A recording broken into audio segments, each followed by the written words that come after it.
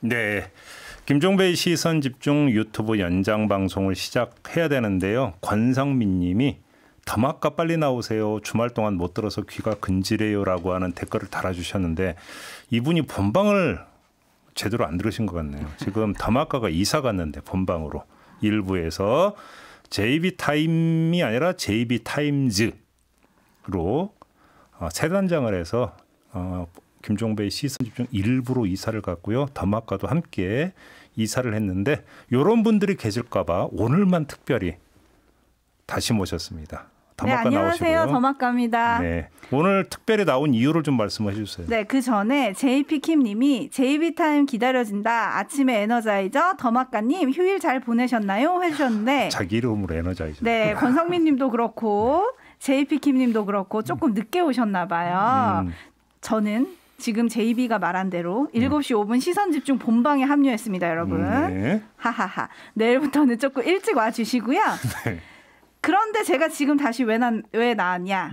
네, 빨리 JB가 지금 들어가라고 약간 눈빛을 주고 있는데 할 일이 있어서 나온 겁니다, 저도. 네. JB타임의 빈자리가 어떻게 꾸며질까 좀 궁금해하시는 분들이 많으시기 때문에 소개를 해드리겠습니다. 네. 아주 푸짐합니다. 귀를 좀 기울이셔야 돼요.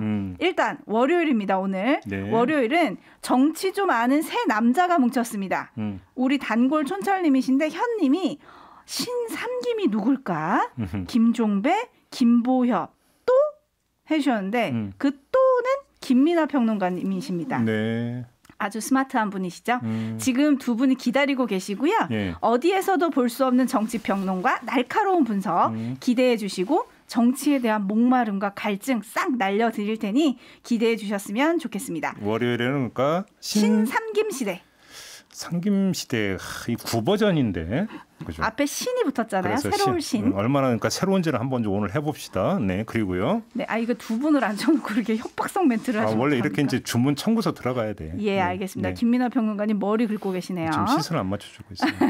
네, 그리고 화요일부터 목요일은 여러분이 깜짝 놀라실 겁니다. 제가 바로 본방으로 올라온 이유.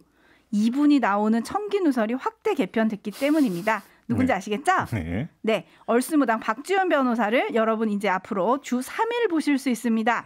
여러분들의 궁금한 뉴스를 아주 깊이 있게 머털도사와 얼스무당의 화려한 콜라보 천기누설 주 3회로 즐기시면 되고요. 아니 부캐 좀 하나로 좀 정리 좀 해달라니까 JB야 머털이야 도대체. 뭐 많으면 많을수록 좋아요. 욱종배도 있잖아요.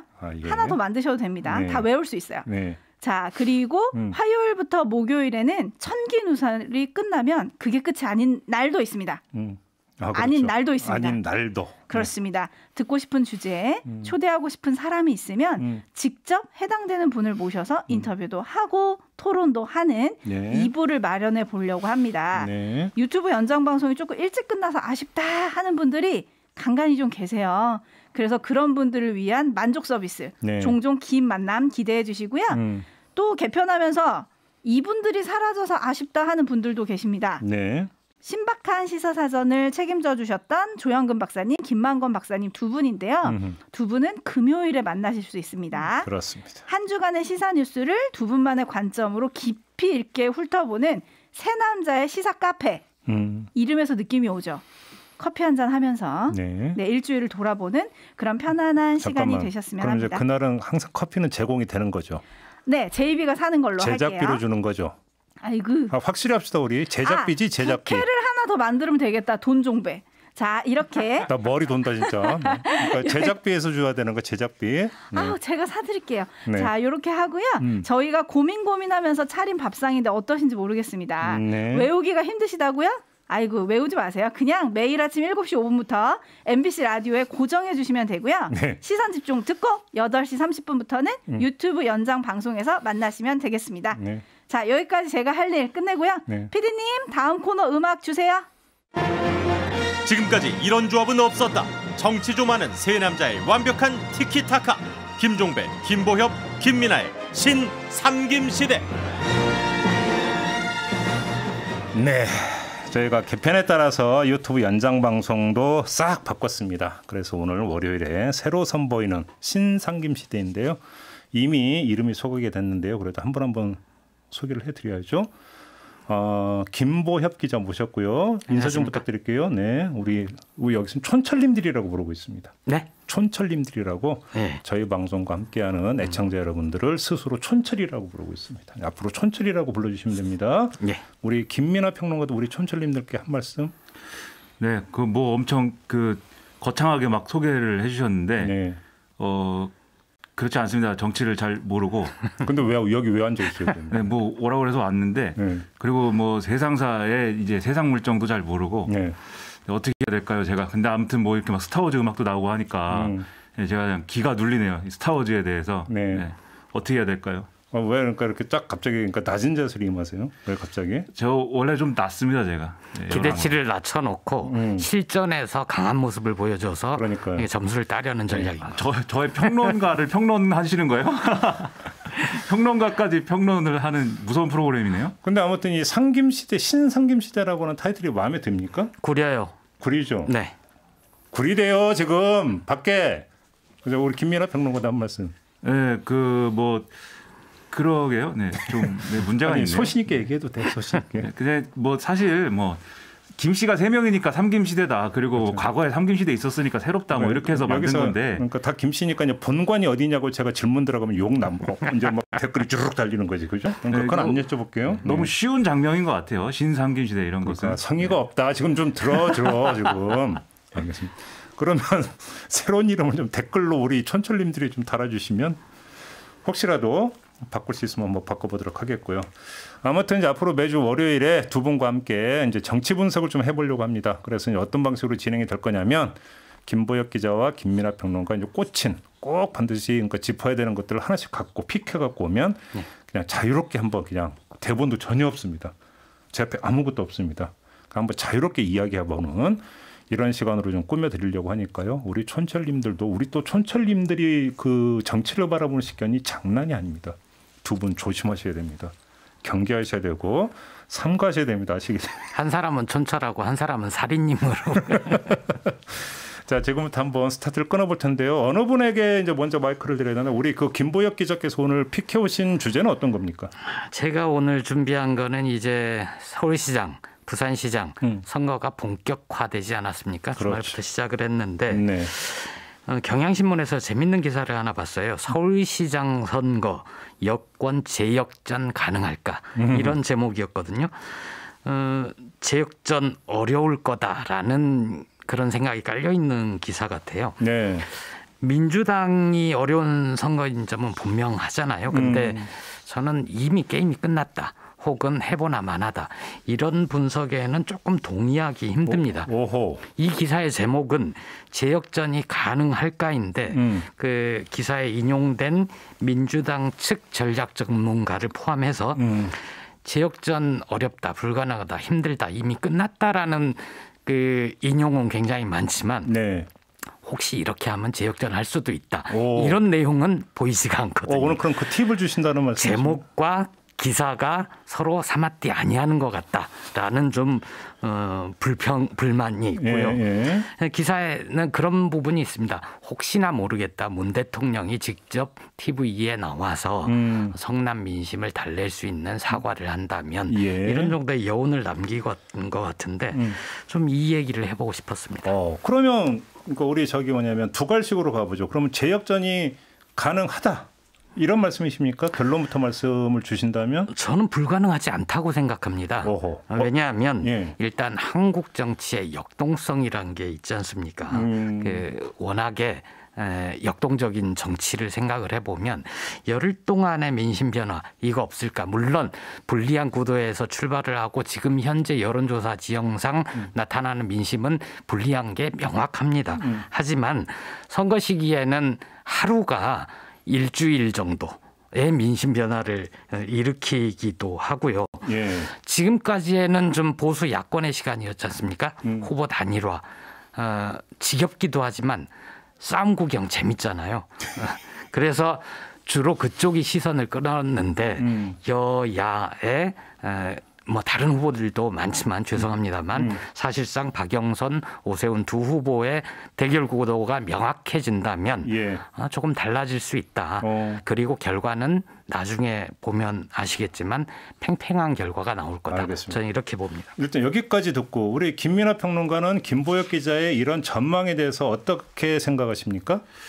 뭐 한국 정치에 안 되는 거 없죠. 네, 다 끝까지 봐야 뭐 결론이 나는 것이고 뚜껑을 열어봐야 이제 결과가 나는 건데 처음에 이제 그런 얘기도 많이 했어요. 이제 재보선이기 때문에 여러모로 이제 투표율이 낮을 가능성이 있고 그런 투표율이 낮다는 전제를 놓고 봤을 때는 아무래도 조직력이 높은 쪽이 좀 유리하지 않겠느냐. 그래서 이제 아무래도 여당이 서울에서는 조직력이 강하기 때문에 뭐 국회의원도 많이 있고 그다음에 시의회도 많이 뭐 장악하고 있고 구청장도 많이 있으니까 이런 조직의 힘을 이제 좀 타고 좀 박빙승부에서 이길 수 있는 뭐 그런 기반이 있지 않느냐라고 이제 많이 얘기를 했던 것 같습니다. 제 기억에도. 네. 근데 지금 이제 좀 선거를 이제 이 선거 운동 기간이 시작되고 나서 좀 이제 시간이 좀 지났는데 요 며칠 새 하여튼 벌어진 일들을 보면은 일단은 지금도 상당히 이제 야권은 상승세인 것 같아요. 이제 오세훈 후보의 상승세가 있고 그리고 이제 그런 정권 심판론에 좀 기울어져서 이제 그 오세훈 후보 측의 지지자들의 결집도가 상당히 강하게 지금 나타나고 있는데 그래서 이런 바람이 어디까지 이제 어느 기간까지 이제 이어지느냐 그리고 그걸 얼마나 뭐 여당이 효과적으로 꺾느냐 뭐 이게 관건이겠죠. 그리고 아무래도 뭐 마지막에 이제 조직력 싸움으로 이제 끌고 가겠다라는 전략이 또 여당은 분명해 보이기도 하는데 네. 뭐 그런 게 얼마나 효율력이 있을 것이냐 종합적으로 봐야 되겠는데 기본적으로 이제 이 선거의 성격이 뭐냐에 대한 뭐 규정이나 이런 것들이 아마 그런 이후 상황에 좀 영향을 많이 끼칠 것 같습니다. 그러니까 뭐 어렵게 얘기해 좀 회의적이다 이런 말씀이신 거지? 아니요 뭐든지 가능하다고 생각합니다. 왜 또 이렇게 또 그 이 퇴로를 열어놔요 또 그러면? 그래요? 그럼 여기서는 무조건 화끈하게 해야 되는 거예요? 그럼 저는 진다고 봅니다. 그럼 여당은 진다. 좋아. 자 지금부터 이제 했으니까 자 그럼 우리 그 김보혁 기자 이제 또 말씀해 주시면 돼. 제가 다른 데 가서는 여당이 이길 수도 있다 이렇게 얘기했는데 그런 식으로 영혼 없이 여기저기 가서 메뚜기처럼 하면 안 된다니까. 네, 확실하게 일관되게. 모든 가능성이 열려 있지만 그러면 도 아니면 뭐거든. 네. 근데 대본이 도로가 이게. 그렇죠. 네. 그래서 굳이 김보혁 기자님이 말씀하셨으니까 저는 여당은 진다로 가야죠 그러면. 네. 그럼 저는 여당이 이긴다라고 가야 됩니까? 재역전 불가능하지는 않다 정도로. 그게 그거지 뭘 또 어렵게 얘기해요. 그러니까 아무튼 그러니까 간명하게. 네. 근데 지금 돌아가는 상황 보면 아마 이런 것 같아요. 이제 제가 잠깐 여기 끼어들어서 말씀을 드리면 지금 재보선을 휩쓸고 있는 거니까 제일 요인은 부동산이잖아요. 예. 에르치 그러니까 사태로부터 촉발이 돼서 왔고 그래서 이제 그 여권에서 어떻게 대응하는 그 흐름을 보면 뭐 이제 정적으로 전수조사를 하네 뭐를 하네 쭉 가다가 그다음에 또 이제 그 뭐 수사를 하고 있고 어제 고위 당정청회에서 이제 투기 근절 대책 마련을 해서 오늘 피크점을 찍으려고 한 거잖아요. 청와대에서 대통령 주재 그 대책 회의를 해서 확정을 짓고 그러면 문제는 뭐냐면 이번 보궐선거를 틀어쥐고 있는 문재인 대통령이라는 요인과 부동산이라는 요인이 결합이 돼서 지금 여권에 이제 되게 불리하게 작동하고 있는데 조금이라도 이제 반전의 모멘텀을 만들어내겠다. 아마 이런 구상에서 이렇게 일정표를 짠 것 같아. 근데 어제 간밤에 갑자기 또 김성조 정책실장의 전세보증금 그러니까 계약건이 또 터져버렸어요. 이러면 더 이게 악재가 되는 거 아닌가요? 오히려 흐름상? 물론 정부 여당 그리고 문재인 대통령 성남 부동산 민심 이런 게 있을 텐데 그게 지금 선거를 지배하는 큰 성남 민심의 불 같은 거잖아요. 네. 공교롭게도 국민의힘의 오세훈 후보 서울시장 후보 그다음에 박형준 부산시장 후보 둘 다 의혹이 제기된 게 부동산 관련된 거예요. 내곡동 LCT. 예. 예. 특히 오세훈 후보 같은 경우에 내곡동 최근에 연일 보도가 되고 있는 게 오세훈 후보가 직접 내곡동 땅 측량하는 데에 갔다는 증언들이 여러 명한테 나오고 있지 않습니까? KBS에서 보도했죠. 네. 거기에 대한 오세훈 후보의 대응이 일단 소송을 걸어서 봉쇄 소송 같은 거죠. 더 이상 추가 보도를 못하게 그냥이 저건 사실상 낙선운동이다라는 굉장히 공격적인 표현까지 썼는데 거기에 대한 해명이나 대응 방식 자체가 나중에 문제가 될 수도 있다. 그런 생각이 들고요. 박형준 후보 같은 경우에도 그냥 LCT만으로도 굉장히 좀 문제가 많아 보이는데 그것 말고도 다른 뭐 창고도 나오고 미등기 주택도 나오고 해서 그러니까 부동산 민심 때문에 성나서 여당 후보들한테 지지를 낮게 했는데 막상 나온 서울시장, 부산시장, 국민의힘 후보들이 정작 자신들의 문제들이 있단 말이에요. 이게 또 어떻게 작용할지는 잘 모르겠어요. 오히려 이제 그 부동산 문제가 부각이 되면 부각이 될수록 야당 입장에서도 모든 게 호재로 작동을 하진 않는다. 그렇습니다. 오히려 역풍을 그러니까 맞을 수 있는 악재도 이제 잠재되어 있고 이제 거기서 계속 터져 나오고 있다 이런 말씀이시죠. 예. 그러면서 이건 이제 시간이 가다 보면 이것도 누적되지 않겠느냐. 불이 작아지지 않을 것 같아요. 지금은 불이 커지는 거고 한 열흘 정도 사이에 뭐가 나올지 잘 모르겠어요. 또 뭐가 나올 수도 있는 거다. 물론 그 대한민국 선거판에서 열흘은 그렇게 짧은 시간은 아니죠. 아무튼 지금 김보혁 기자는 야당 입장에서도 악재가 있다라는 말씀이신데 김민하 평론가 어떻게 평가하십니까? 뭐 악재가 있죠. 그리고 그 악재는 뭐 눈덩이를 굴리면 이제 눈이 커질 것이고 뭐 이렇게 불도 붙을 것이고 한데 저는 이제 선거라는 게 항상 보면은 이게 무슨 선거냐를 규정하는 것이 의외로 중요한 것 같습니다. 제 생각에는. 그래서 이 오세훈 후보는 이게 무슨 선거다라는 규정이 명확해요. 지금 정권 심판 선거이고 그다음에 뭐 지금 뭐 LH 사태 말씀하셨지만 LH 사태라는 게 그냥 이제 부동산 정책의 실패 이렇게 마침표 딱 찍는 얘기냐 그렇지가 않아 보입니다. 이게 이 야당의 어떤 선거 레토릭을 지금 보면은 그러니까 이 정권의 개혁이 실패했다 이거죠. 결정적으로 얘기하면 그 LH 문제라는 게 사실은 이제 3기 신도시에 대한 이제 투기로 이제 발단이 거기서 된 거고 3기 신도시라는 건 사실 이 정권에서 이제 부동산의 어떤 여러 가지 뭐 세금이나 그다음에 이런 것들 다주택자들에 대한 어떤 뭐 그런 규제나 이런 것들로 부동산 문제를 풀다가 안 풀려서 뭐 공급을 열은 건데 그게 이제 3기 신도시 추가 지정이었는데 거기서 이렇게 가진 사람들이 높은 사람들이 공직자들이 자기들이 이렇게 투기를 하더라. 그래서 사실 개혁이라고 쭉 해왔지만 자기들 좋은 일만 한 거 아니냐. 이 얘기를 갖고 가는 거거든요. 그리고 검찰 얘기를 하는데 이 사건을 검찰이 수사하지 않으면 다른 주체들은 아무도 수사를 제대로 못하는 것처럼 이렇게 주장하지 않습니까? 야당이. 근데 이것도 사실은 지난해 그렇게 검찰개혁이라고 막 이렇게 했는데 그게 결국 이제 윤석열 검찰총장하고의 이런 충돌이나 이런 걸로 사실은 소득 없이 끝났단 말이죠. 그런 거 검찰개혁 왜 한 거냐. 얘기가 다 이렇게 가요. 그래서 이 정권 심판하고 개혁은 실패했다. 그러니까 앞으로 잘 먹고 잘 사는 후보 뽑아달라. 이런 이제 스토리로 가는 건데 거기에 맞서는 여당은 이게 무슨 선거인지가 불명확합니다. 예를 들면 이런 구도면 이게 정권 특히 후반기에 치러지는 선거면 이 정권을 지키자 이런 게 있어야 돼요. 그래서 예를 들면은 과거에 이제 보수 정당 같으면 대구나 부산에 가서 막 절하고 이러잖아요. 너무 미안하다. 이대로 우리를 버리시겠습니까? 이런 거 하잖아요. 그런 거 효과 없잖아요. 그렇죠. 뭐 근데 일부 이제 지지층에 결집을 시키고 뭐 이런 데는 효과가 있었죠. 그 보수 정당들이 한 것은. 근데 어쨌든 대통령이나 정권을 지키자 이런 선거 지금 하지 못하고 있고 그러면은 예를 들면 박원순의 서울시를 지키는 거냐, 박원순 시장의 무슨 공을 지키는 거냐. 그것도 함부로 얘기할 수가 없는 선거예요, 이게. 그러다 보니까 한쪽에서는 박원순 전 시장 얘기 막 하다가 역풍 맞고 한쪽에서는 또 뭐 어제 박영선 후보 같은 경우에는 이제 강남에 가서 재건축 재개발 일부 이제 열어야 되고 민간도 참여해서 이런 재건축을 해야 되고 이런 방향으로 가는데 그게 또 정부 정책하고 안 맞는 거 아니냐 이런 얘기가 나오고 좀 중구난방의 느낌들이 있지 않습니까? 그게 무슨 선거인지가 규정이 안 돼서 그런 상황인 건데 이 상황을 그러면 조기에 정리를 하고 그러면 뭐 이미 조기랄 거는 없겠지만 아무튼 빨리 좀 정리를 해서 이 선거는 이런 선거야라고 지지층에게 딱 메시지를 줄 수가 있어야 사실은 이 절집도 제대로 일어나고 이제 마음 떠난 집 떠난 이 집토끼들이 지금 있어요. 이 여당의 집토끼들이 산에 가서 야생화되고 이래가지고 그들을 잡아오아야 되는데 야생화했습니까? 좀 그런 것 같아요. 여러 가지를 보면은 그래서 그런 전략이 그래야 작동을 하는데 그래서 빨리 뭐 전열을 정비해서 뭐 이렇게 해야 지금 뭐 김보혁 기자님 말씀하시는 재역전도 가능할 것 같다. 뭐 이런 생각입니다. 메시지가 혼돈스러운 측면은 있는 것 같아요. 그리고 사실 성난데는 그만한 이유가 있는 거죠. 그 LH 사태 관련해서 정부 여당이 무엇을 잘못했는가 이렇게 얘기하는 사람들도 있거든요. 왜냐하면 과거 정권 핵심부의 부정부패로 그자들이 축제를 했다. 이런 게 아직 드러난 건 없잖아요. 물론 여당 관련된 그 부동산 투기 의혹이 있는 분들이 등장하기도 했지만 그렇다면 이제 정책의 관리의 문제인데 정책을 허술하게 해놔서 정작 그 가게를 지켜야 되는 고양이가 생선을 먹게 했다. 그런 무능한 정책을 바꾸지 못하고 과거 정부부터 그런 게 있었다면 이 정부 들어와서 개혁하겠다고 했다면 그런 거 실정 모르는 거 아닐 테니까 그거부터 했어야 되는 거 아니냐.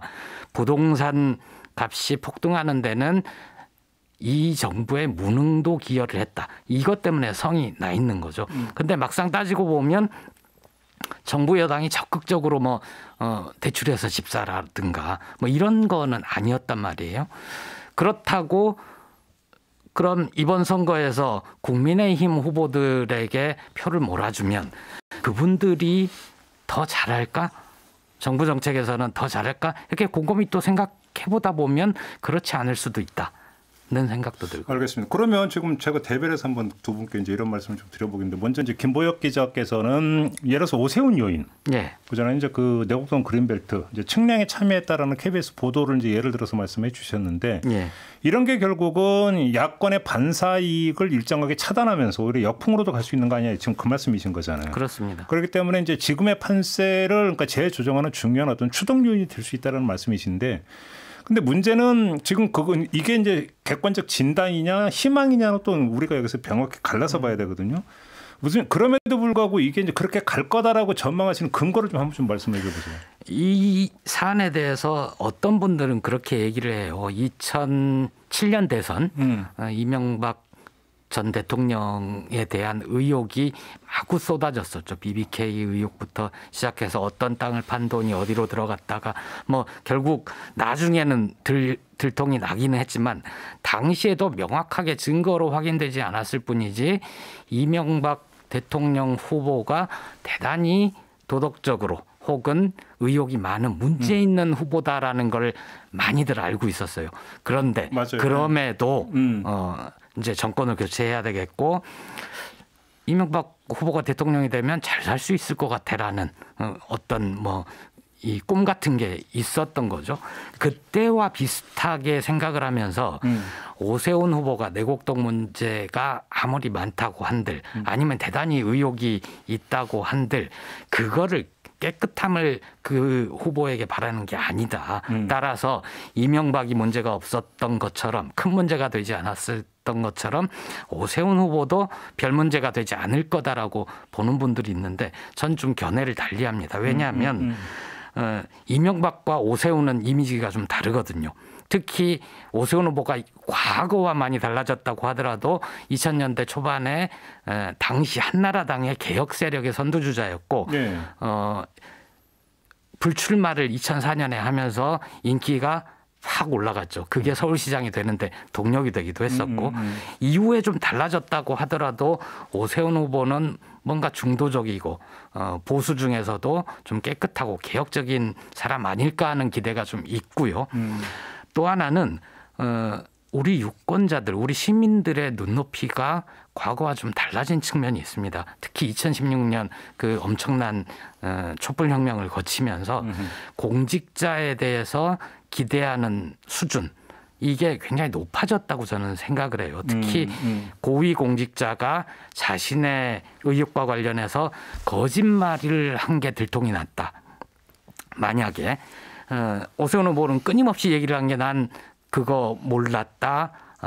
지금도 이제 측량 현장에 가지 않았다. 내가 관여하지 않았다. 관여했다면 사퇴하겠다. 이런 얘기들을 끊임없이 하잖아요.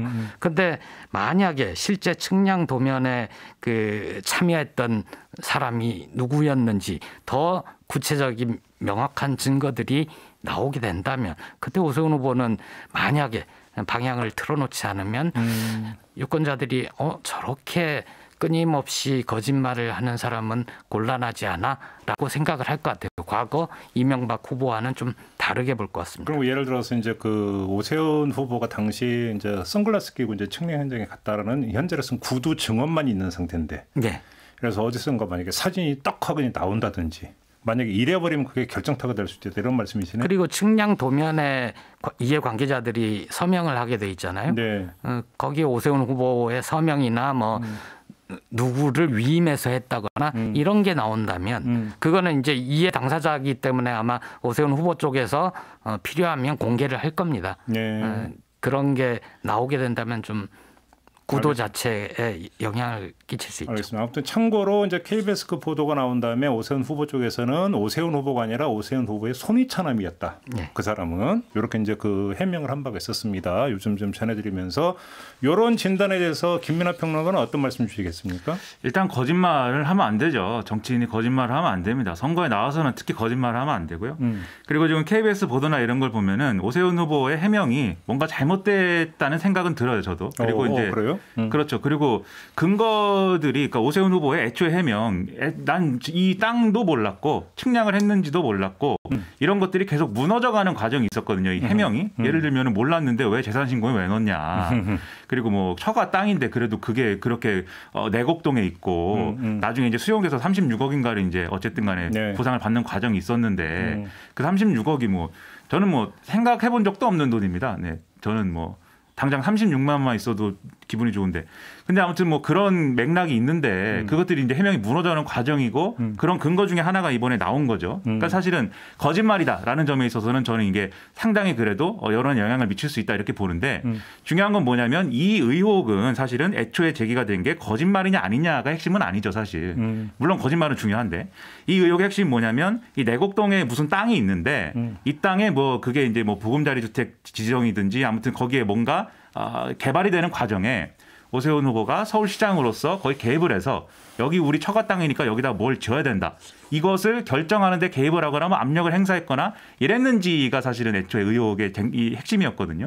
근데 지금 나온 이런 의혹들은 예를 들면 이 땅 소유주인 처가가 가서 그 땅을 측량을 했다. 라는 것만 가지고는 그 증명을 하기는 어려운 거죠. 오세훈 후보의 어떤 부당한 압력이나 뭐 그런 걸 통해서 이 땅을 개발했다는 것까지는 의혹이 이어지지 않기 때문에 그래서 추가적인 취재나 또는 사실 확인을 통해서 그 증검다리들이 사실 나와야 됩니다. 그러니까 지금 그러니까 핵심은 셀프 특혜인데 그렇죠. 설령 측량 참여한 걸로 밝혀진다 하더라도 셀프 특혜하고 직접 연결되는 건 아니지 않느냐. 거기서 이제 만약에 셀프 특혜로 갈 수 있는 증검다리가 밝혀지려면 측량을 왜 했냐 이게 있어야 돼요. 근데 측량을 왜 했냐에 대해서 오세훈 후보 측의 해명은 뭐 이런 내용입니다. 거기가 이제 땅인데 소유주의 의사와 이제 상관없는 사람이 가서 거기서 뭘 하더라, 경작을 하든지 뭘 하더라. 그래서 이제 그거에 대해서 그 땅이 그러면 실제로 가지고 있는 땅이 훼손이 되었는지, 경계나 이런 것들이 희미해진 부분이 있었는지, 그걸 확인하기 위해서 경계를 확인하기 위해서 측량을 했다. 이제 일반적으로 사실은 있을 수 있는 일이거든요, 이런 거는. 그래서 그 해명이 맞다고 하면은 이제 오세훈 후보의 그 셀프 특혜로 가는 징검다리라고는 보기 어려운 측면인데, 그게 아니라 이 땅을 예를 들면 매매를 하기 위해서 이 경계 정리를 했다든지 또는 앞으로 여기서 개발이 이루어질 것을 대비한 어떤 뭐 그것을 대비하기 위한 어떤 과정으로서 그런 일을 했다라고 하는 그런 맥락이 있으면 그거는 이제 또 셀프 특혜 의혹으로 갈 수 있는 증검다리 중 하나가 또 될 수도 있는 거죠. 그래서 요거는 추가적인 어떤 확인이나 보도가 좀 필요한 부분이 아니냐라는 겁니다. 결국은 이제 그 파괴력에 대한 진단에서 두 분이 좀 다른 것 같은데요. 김보혁 기자님. 그러니까 거짓말을 한 것의 파괴력이 예를 들면 제가 뭐 숫자로 100점 만점에 한 40점 정도 파괴력이다 얘기를 하면 이게 하여튼 셀프 특혜 의혹까지 가야 사실은 이제 100점짜리 타격이 된다는 거죠. 셀프 특혜 의혹은 저는 사실관계가 좀 다를 수도 있다고 생각을 해요. 오세훈 후보 쪽에서 얘기를 하는 게 전혀 틀리지 않을 수 있다. 어떤 얘기냐면 실제로 제가 아는 오세훈 후보가 자기의 땅이 저기에 포함돼 있으므로 저기 땅을 재개발해서 나는 이 정도의 수익을 거둘 거야 해서 직간접적으로 거기 그 과정에 영향력을 행사해서 정책을 바꾼다던가 뭐 이렇게 할 만한 분은 아니라고 생각을 해요. 그런데 그것보다도 선거에서 영향을 끼치는 것 중에 하나는 그 만약에 측량 현장에 오세훈 후보가 있었다면 그 얘기들이 구체적으로 나오는 게 본 사람들이 선글라스를 끼웠다, 백바지를 입었다, 측량 뒤에 생태탕 먹으러 갔다. 이 입에 착착 달라붙는 말들이거든요. 선글라스 낀 백바지 생태탕 먹으러.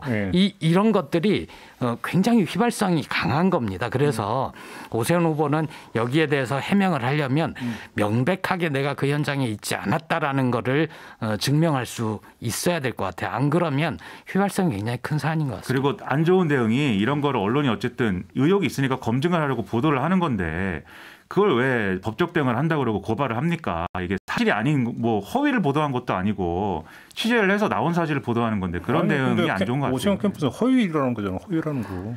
그렇죠. 그들은 허위라고 하는데 그 보도의 내용을 보면은 무슨 뭐 증언이 있다라고 보도를 하는 거잖아요. 그리고 증언을 하는 분이 나오고 그 분이 있는데 그럼 어떻게 하겠습니까? 그리고 보도를. KBS 보도가 굉장히 제가 보기에 짱짱해요. 만약에 이런 증언이 나왔다. 와 이런 식으로 보도를 한 게 아니라 그 당시에 경작했던 세 사람 중에 누구는 이렇게 증언한다. 그 당시에 측량했던 사람은 둘은 기억나지 않는다고 하고 당시 측량 팀장은 이렇게 기억을 한다라고 굉장히 그 제3자가 보기에 객관적으로 취재를 굉장히 꼼꼼하게 하고 사실 검증에 노력을 했다라고 보이거든요. 그런 점에서 거기에 대해서 입닥쳐 소송 이런 식으로 하는 건 당신들 지금 나 낙선을 목적으로 이런 보도를 하는 거지 굉장히 감정적으로 보이거든요. 알겠습니다. 뭐 이제 그 두 분의 진단은 좀 들었습니다만 이것이 이제 그 지지율이 어떻게 이제 그 흡수가 되느냐의 문제는 사실은 100% 확인할 수 있는 방법은 없어요. 그냥 지지율 추이만이니까 지켜볼 일이고. 이게 이제 엊그제 나왔던 보도이기 때문에 어떻게 될지는 좀 며칠을 좀 봐야 되는 것 같고 그 맞은편에서 예를 들어서 박영선 요인이 있고 남편의 도쿄 아파트 요인도 있고 오늘 이제 나왔던 김상조 정책실장의 그러니까 전세 계약건도 있고 또 이런 그러니까 근데 야권 입장에 당연히 이걸 계속 맹공을 퍼부을 거 아니겠습니까? 이것도 일정한 영향을 미친다고 봐야 되는 거 아니겠어요? 근데 김상조 정책실장은 후보가 아니잖아요. 물론 후보는 아니에요. 네. 하지만 지금 문제는 뭐냐면 네. 보궐선거가 문재인 정권 중간 심판으로 계속 야권은 가고 있기 때문에 문제는 문재인 정권의 핵심 축이 되는 청와대 정책실장이 문제니까 선거에서 당연히 활용하려고 하겠죠. 야권 입장에서는. 그렇지 않겠습니까? 그러니까 이게 오세훈 후보에 제기된 의혹이라는 게 지금 해명이 쉽지 않아요. 그러니까 오세훈 후보가 실제로 셀프 특혜를 뭐 기도했든 뭐 관철시켰든 아니면 뭐 생각한 바가 없든 이걸 선거 기간 내에 해명을 못하죠. 전혀 해명을 못하기 때문에 예를 들면 여당이 이렇게 계속 이것은 셀프 특혜라고 우기면 사실은 오세훈 후보는 방법이 없습니다. 그럴 때 선거판에서 가장 유효한 방법은 나만 더럽냐, 너도 더럽지 않느냐라는 카드를 꺼내는 거예요. 그래서 계속 이제 얘기를 하는 거죠. 박영선 후보가 도쿄에 아파트가 있는데 그 아파트를 가진 것부터가 이미 토착 외구이며 그리고 그 아파트를 뭐 거주용으로 샀다고 했지만 실제로는 뭐 월세를 받고 있던 것으로 생각이 되는데 그러면 투자한 거 아니냐, 그 투기 아니냐. 그리고 심지어 일본 항공 주식까지 샀다고 하는데 이렇게 뭐 일본에 대해서 이렇게 투기를 한다. 뭐 이렇게 가는 거고 김상조 정책실장 당연히 그 얘기를 하는 거죠. 이제 당신들이 전월세 3법 뭐 부동산 3법 이런 거 밀어붙여 가지고 지금 서민들이 전세 월세가 다 올라 가지고 힘든데 그거 이용해 가지고 사실은 당신들의 정책 담당자가 똑같은 이 비판받는 행태를 사전에 똑같이 왜 했느냐 할 수가 어떻게 그럴 수가 있느냐 뭐 이렇게 계속 얘기를 하는 거죠. 네. 심지어 이제 이번에 보도가 된 막말 중에는 오세훈 후보가 문재인 대통령을 뭐 대역죄다 이렇게도 얘기하지 않았습니까? 집값을 이렇게 올려놓은 것은 대역죄다 이렇게 얘기를 했는데 마찬가지로 계속 이렇게 다 갖다 붙여서 이렇게 좀 여러모로 우리에게 돌아오는 우리에게 비판을 하는 것도 사실은 저 사람들도 다 똑같은 비판 받을 수 있는 사람들이다. 이 전략으로 계속 가는 거죠. 결국은 최소한으로 놓고 보더라도 그러니까 내곡동에 대한 희석제 역할은 하는 거 아니겠습니까? 어떻게 보세요? 잘 모르겠습니다. 그래요? 예. 별로 진단하고 싶지가 않다라는 말씀이신 거죠? 그게 아니라 네. 그 휘발성 면에서 희석제로 활용을 하려고 할 텐데 지금 현재 커져 있는 걸로는 내곡동 땅 문제가 굉장히 커져 있고 거기에 대한 맞불이 될 만큼의 크기가 될까 이 점에 대해서 좀 회의적입니다. 알겠습니다. 아무튼 요거는 좀 그 여론조사 추이에서 잡히느냐 안 잡히느냐를 통해서 간접 확인만 할 수 있기 때문에 체크 포인트로만 좀 의미를 좀 두도록 하겠고요. 자, 이번에는 김민하 평론가가 픽해온 주제를 한번 좀 들어볼까요? 어떤 겁니까? 네, 저는 이제 김종인과 윤석열은 정말 만나는 것이냐 뭐 이런 주제를 가지고 네, 무슨 견우와 직녀입니까? 꼭 만나야 되니까 두 사람은? 그러게요. 꼭 만나야 되나? 근데 자꾸 이런 기사들을 많이 쓰고요. 심지어 이제 일부 언론 같은 경우는 세 명을 얘기를 합니다. 그래서 윤석열, 김종인, 그다음에 윤여준 세 사람이 제3지대에서 만나가지고 뭐 이렇게 앞으로 큰 일을 도모할 것이다. 이런 기사도 쓰고. 원래 김종인, 윤여준 두 분은 제3지대니까 그 이른바 전문가들이신데 네. 그죠? 제3지대 이야기만 나오면 항상 등장하는 그렇죠. 근데 이제 그 기사는 제가 이렇게 쭉 보는데 이게 어쨌든 김종인 비대위원장이 뭘 했다는 얘기는 충실히 있어요. 예를 들면 그만두려고 이전에도 이제 김무성 전 의원 등이 이제 문제 제기했을 때 생각을 했고 이미 사퇴하려고 사퇴 의견도 써놨고 뭐 이런 얘기를 막 집어넣어놨는데 윤여준 전 장관은 왜 나왔느냐? 그것은 뭐 파평윤 씨다입니다. 그래서 파평윤 씨이기 때문에 뭐 학렬이 높다 뭐 이런. 네. 뭐 상김시대랑 비슷하네요. 네. 파평윤 씨에게 도움을 줄 것이다. 뭐 이런 얘기도 있고. 아니 그리고 조선시대 무슨 뭐 벽보도 아닌데. 그렇죠. 파평윤 씨들은 전국의 파평윤 씨들은 그러면 다 뭐 윤석열 전 검찰총장 캠프에 가는 겁니까? 근데 아무튼 이제 그런 기사도 나오는가 하면 윤석열 전 총장이 직접 뭐 움직이는 그런 얘기도 있는 것 같아요. 오늘 조선일보가 전화 인터뷰라고 해서 기사를 썼는데 맞아요. 뭐 이렇게 얘기를 합니다. 윤석열 전 검찰총장이 이번에 보궐선거는 상식과 정의를 되찾는 반격의 출발점이다. 그리고 서울시장 부산시장 보궐선거는 이 권력을 악용한 성범죄 때문에 이렇게 선거를 치르게 된 것인데 여당이 뭐 그다지 반성도 안 하고 뭐 그런 것 같다. 뭐 이렇게 막 얘기를 하거든요. 근데 이제 이런 것도 뭐 어떤 뭐 앞으로의 자신의 어떤 정치적 진로나 뭐 이런 걸 생각하고 하는 말 아니냐 이런 해석이 제기가 될 수 있는데 저는 이런 걸 보면서 두 가지 이거는 좀 여담 같은 건데 두 가지 생각을 했습니다. 윤석열 전 검찰총장은 기자들 입장에서는 상당히 좋은 취재원이다. 이렇게 뭐 물어보면 다 대답하고 그걸 다 기사로 써도 뭐 별로 불만도 없는 것 같고. 아니 그러니까 좋은 취재원이 아니라 장사가 잘 되는 취재. 그렇죠. 장사 잘 되고 네. 이 써먹기 좋은. 그리고 두 번째로는 윤석열 전 검찰총장은 어쨌든 퇴임을 했는데 그 전에 이제 LH 수사에 대해서 뭐 조언도 하고 그랬잖아요. 네. 뭐 그 사람이 아니라 땅을 중심으로 파야 된다. 그때에서 제가 아는 분이 마치 수사 평론가이다 이렇게 얘기했습니다. 네, 시사 평론가가 아니고 수사 평론가.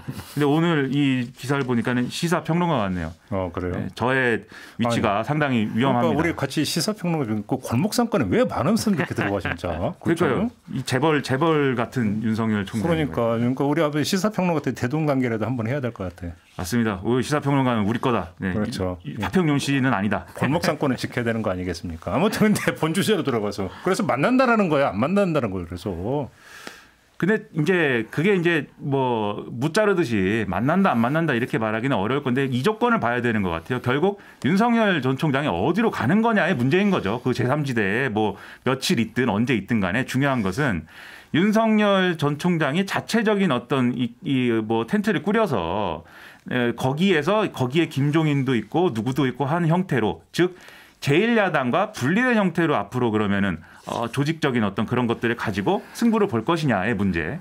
정치를 한다는 말이죠. 아직 정치를 한다고 말 안 했으니까 또 이런 바로 그 중요한 얘기예요. 네, 왜냐하면 저는 어려운데. 개인적으로 이제 정치를 해서도 안 되고 하지도 않을 거다라고 계속 밀고 있기 때문에 혼자 외롭게. 네. 그 말씀 잘하셨어. 네, 계속하세요 일단. 아니 근데 정치를 하는 것이 제가 볼 때는 대한민국의 불행한 일인 건 맞아요. 왜냐하면 이게 뭐 선거에 나간다는 게 전직 검찰이라고 해서 뭐 선거에 나가면 안 된다는 법은 없습니다. 1차적으로. 그렇죠. 그렇기 때문에 뭐 그렇죠. 직업 선택의 자유가 있고 뭐 선거 출마는 누구나 할 수 있는 거니까 검찰총장을 지냈다고 해서 선거에 나갈 수 없는 건 아니지만 실제로 그렇게 됐을 경우에 어떤 두 가지. 첫 번째는 그동안에 이제 검찰총장으로서 검찰 수사를 막 지휘하고 이런 거에 대한 정당성을 본인이 강변해 왔는데 그렇지. 그게 다 어떻게 되겠습니까? 과거의 적폐 수사부터 시작해서 그렇지. 지금 현 정권의 불리한 수사 이런 거 다 어떻게 평가되겠으며 굉장히 격하게 공감하시는데요. 네. 저는 일단 한 길로 내달리기로 했기 때문에 네. 못 먹어도 고. 네. 그렇죠. 두 번째로는 윤석열 전 총장이 플레이어가 돼서 이 대선에 도전한다거나 이렇게 됐을 때 그때 정치적 지형, 정치의 주요 논쟁이라는 건 뭐냐? 그거 예를 들면 제가 이제 극단적으로 얘기하면 검찰이냐 아니냐 선거처럼 돼버리면 그게 뭐냐는 거죠. 그 선거가 우리 대한민국의 미래를 위해서 검찰 편이냐 아니냐를 가지고 선거를 해야 될 이유가 있냐는 거죠. 그래서 이런 점에서 정치를 하지 말고 본인이 생각하는 본인의 모습대로 본인은 하여튼 본인을 멋있는 검사다 이렇게 생각할 테니까 그냥 계속 멋있게 지내면 되지. 뭐. 그렇죠. 멋있는 검사로 지내면 되는데 아무튼 이렇게 지금 하마평이 많고 앞으로 윤석열은 어디로 갈 거냐 말이 많고 그러니까요. 아무튼 그럼에도 불구하고 이제 대다수가 정치할 거라고 보니까 일단 그냥 조건부로 그렇죠. 그런다고 치고 정치는 이미 하고 있는 거 아닌가요? 이제 여기서 이제 정치라는 것은 이제 아예 이제 출마까지 이제 염두에 두고 이제 드리는 이야기니까 물론 뭐 지금 뭐 정치적 발언을 하고 있는 건 100% 맞죠. 그렇죠. 이렇게 전제해놓고 이제 한번 봐야 되는데 그 점에서 제가 한번 좀 요점을 한번 좀 여쭤볼게요. 그러니까 일반적으로는 윤석열 전 총장이 그러니까 대선판에 뛰어든다 하더라도 국민의힘으로 바로 가기는 힘들 거다. 왜 그러냐면 그 순간에 조금 전에 김민하 평론가가 얘기했던 자기 검찰총장으로서의 그 이전의 행적 모든 것 자체가 그 순간에 어떤 정파적 해석의 대상이 되어버리기 때문에 이건 피하려 할 거다. 그래서 제3지대 일단 또아리를 틀지 않겠나 이게 일반적인 전망이었잖아요. 근데 지금 미묘하게 봐야 되는 게 뭐냐면 단일화 경쟁에서 오세훈 후보가 안철수 후보를 이겨버렸어요.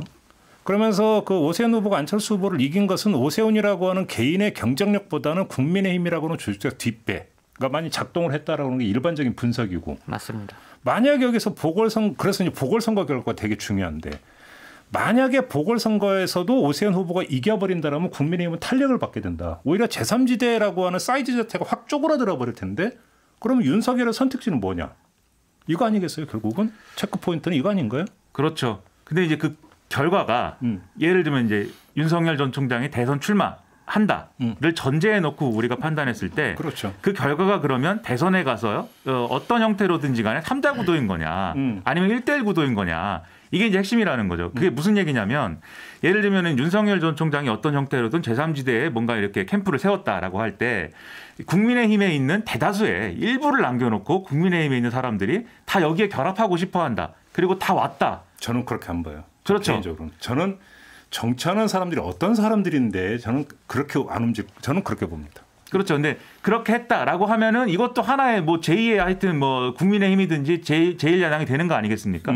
그렇게 되는 이제 뭐 경우의 수도 뭐 가정해 볼 수가 있겠지만 저도 마찬가지로 이제 그런 그림이 어렵다고 보기 때문에 결국 만약에 제3지대 텐트를 좀 크게 치면 크게 칠수록 윤석열 전 총장이 대선에서 성공하기는 저는 어렵다고 봐요. 그래서 조금 전에 얘기했듯이 그래서 윤석열 전 총장 쪽이 제3지대 그러니까 딱 그 멍석 깔고 그럼 국민의힘 의원들이 대거 탈당을 해서 거기에 합류하는 시나리오는 딱 이거 하나일 때 가능해요. 국민의힘이 보궐선거에서 참패를 해서 완전히 그러니까 그 당 조직 상황에 거의 이제 공동화되어 버리는 상황이 되면 그게 가능할 수 있겠죠. 참패를 할 경우에 국민의힘이라는 이름도 없어질 거예요. 그러니까 이제 그럴 경우는 이게 가능한 시나리오가 그런데 오히려 거꾸로 보궐선거에서 만약에 이겨버리면 국민의힘 의원들은 안 움직이죠. 두 가지 이유 때문에. 첫째, 대한민국 역사에서 재3 후보는 성공한 적이 없어요. 그걸 정치인들이 제일 잘 알아요. 그러니까 뭐냐면 불확실한 미래에 그러니까 자기 정치 생명을 배팅을 걸 이유가 없죠. 더 속칭 짱 부른 거지. 더. 그다음에 두 번째, 국민의힘이 잘 나가는데 그걸 박차고 나가는 것 자체가 더블로 모험수가 되는 거고요. 안 움직이는 거죠. 거기서는 절대로. 바로 그래서 어찌 보면 보궐선거와 윤석열의 함수 관계가 되게 묘하게 지금 작동하고 있다는 거죠. 바로 그런 점에서 어떻게 생각하세요? 근데 절대는 없어요. 2002년도에 보면 그렇지. 당시 민주당의 노무현 후보가 있는데도 민주당의 중진들 중심으로 해서 정몽준 쪽으로 옮겨갔었잖아요. 갔었죠. 당시에 제가 민주당 출입 기자였는데 저도 그렇게 생각을 했거든요. 아니다. 이거는 명백하게 판결이 나기 전까지는 함부로 움직이지 못할 거다라고 생각을 했는데 그분들은 저는 거기에는 이유가 있었다고 생각해요. 왜 그러냐면 노무현 그때 후보가 아주 일찌감치 그 대선 후보가 됐어요. 그리고 네. 지금도 기억나는 게 노무현 후보 그때 뭐라고 이야기를 했냐면 근데 그의 지방선거가 있었거든. 지방선거는 제 책임하에 치르겠습니다라고 했는데 지방선거에서 졌어. 예. 그러면서 시작이 된 거거든요. 그 무슨 얘기는 바로 그래서 보선과 연관성이 중요하다는 거예요. 만약에 보선에서 지면 2002년에 뽑아놨던 후보를 등지고 정몽준 캠프로 갔던 현상이 나타날 수 있죠. 내가 살려고. 근데 만약에 보선에서 국민의힘이 승리해버린다면 그럴 요인이 없어진다는 거지. 그래서 보선과 윤석열과의 상관성이 되게 밀접하게 있다. 이 얘기를 하는 거죠. 그래서. 윤석열의 이해관계 입장에서 보면 어떤 결과가 나와야 됩니까? 윤석열 이해관계에서는 국민의힘이 지는 게 낫죠. 근데 지는 게 나은데 문제. 그래서 정치가. 네. 정치가 정말 복잡해지는 거예요. 왜냐하면 져버리는 순간에 어찌 본다면 문재인 정권의 어떤 그 국정 기반은 다시 그러니까 추슬러지게 되는 거고 탄력을 받게 된 다음에 이른바 반문재인이라고 하는 전선 속에서 자신의 존재 가치가 지금 이제 그러니까 지금 정립이 되고 있는 윤석열 전 총장 입장에서 그것도 불리한 거지.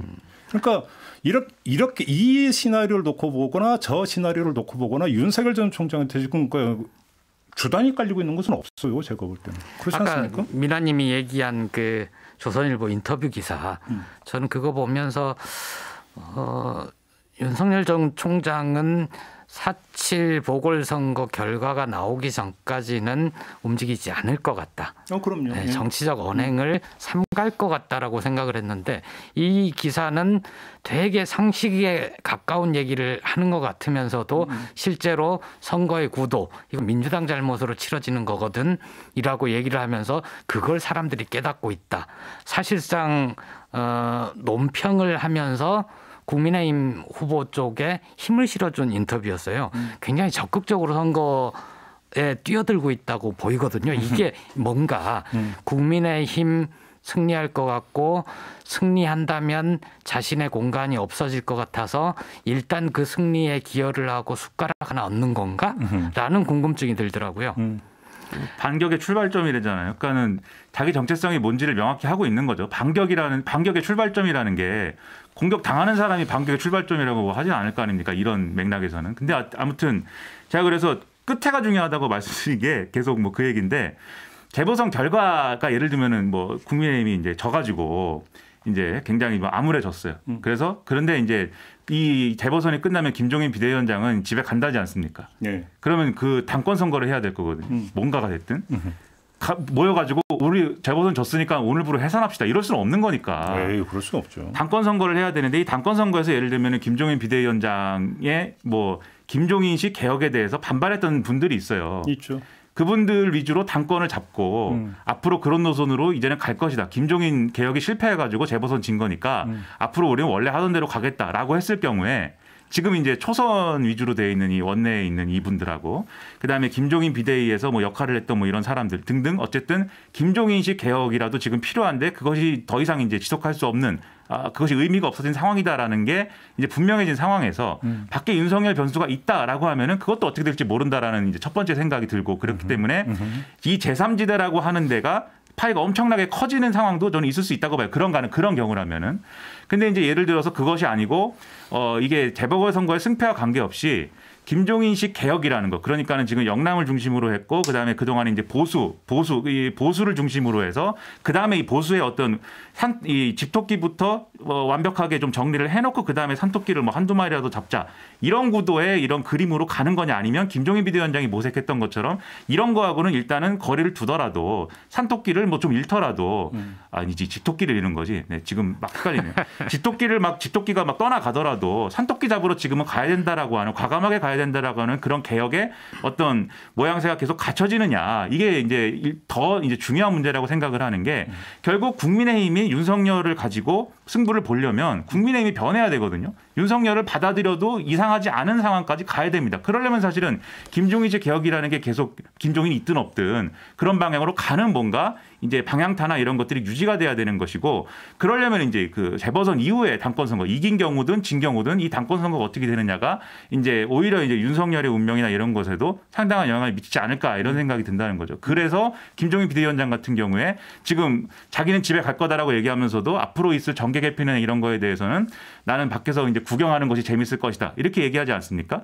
그리고 구경한다는 의미가 뭔 거냐? 결국 그 당권 선거 국면에서 김종인이 없는 상태로 김종인식 개혁하자는 게 얼마나 힘을 받을 수 있을 것이냐가 상당히 의문 아닙니까? 그러니까 하다 안 되면은 누군가 이제 얘기를 하지 않겠어요? 역시 김종인은 필요하다.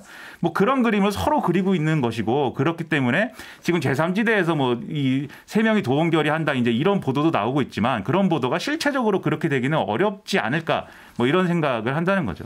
근데 아무튼 지금까지 흐름을 놓고 보면 참 재미난 현상이 뭐냐면 안철수 대표가 갈수록 국민의힘하고 밀착되고 있잖아요. 지금 뭐 유세도 거의 매일 지금 동행을 하고 있는 상황이고. 그렇죠. 자, 이런 상태에서 보궐선거 끝나면 빠이빠이. 그럼 나는 계속 제3지에서 국민의당 꼬리에 갈게로 갈까요? 아니면 국민의힘하고 통합하려고 할까요? 근데 이것도 미묘한 문제가 그럼 안철수 국민의당 대표가 국민의힘 내부의 그 균열에서 지금 이제 김종인이냐 아니냐라고 단순화시켜서 말씀드리면 김종인이냐 아니냐 구도에서 안철수가 손을 잡을 수 있는 상대가 김종인이냐 아니지 않습니까?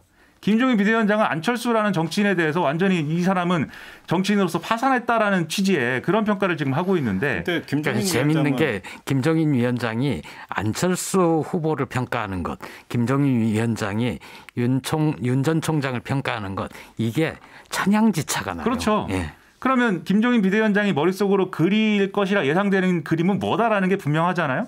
그럼 안철수 대표가 어찌됐든 간에 지금 뭐 선거 후에는 합당을 한다고도 했고 뭐 내가 윤석열을 데려오겠다 이런 얘기도 했는데 국민의힘 내부에서 손을 잡는 대상은 그럼 누구냐라고 했을 때는 김종인 비대위원장에게 반기를 드는 사람들하고 손을 잡아야 되는 국민의원이란 말이죠. 그리고 이 조건하고 같이 엮어서 보면은 사태가 이상하게 이제 흘러갈 것이다. 그런데 그 전제는 김종인 위원장이 보궐선거 후에도 당에 존속한다는 걸 전제로 하는 이야기인데 지금 다수는 떠날 거다라고 하는 걸 일단 보는 거고. 저는 존속을 한다는 건 전제라기보다는 떠나더라도 바로 그 얘기인데 두 번째가 그 얘기인데 김종인 위원장이 그 이전의 행적을 놓고 보면 떠나면 원격 조정은 안 했어요.